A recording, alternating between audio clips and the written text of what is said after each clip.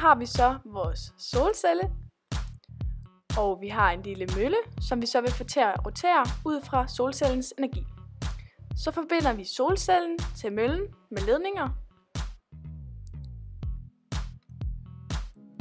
og så tænder vi for lampen, som så skal virke ligesom solen, og som I kan se virker det, fordi vi har fået møllen til at rotere.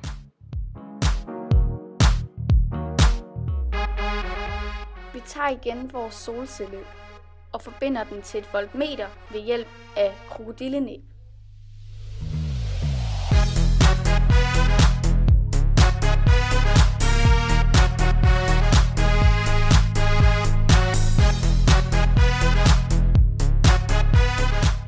Derefter tænder vi lampen, som igen fungerer som solens lys, og vi kan i baggrunden se, at voltmeteret stiger. Det betyder, at der skabes spænding i solcellen. Nu tager vi så igen vores solcelle og forbinder den til en generator ved hjælp af små ledninger.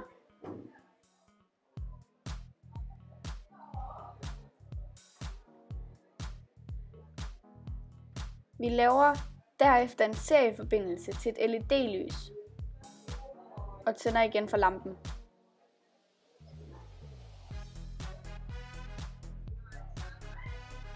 Og som I kan se, tænder LED-lyset. Det betyder, at vi ved hjælp af solcellen har skabt strøm.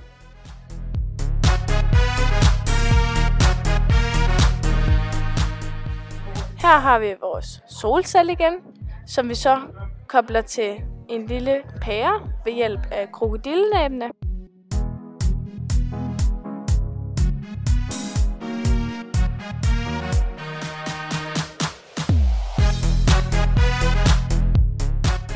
Så tænder vi for lampen, og som I kan se, lyser pæren, hvilket vil sige, at solcellen laver strøm.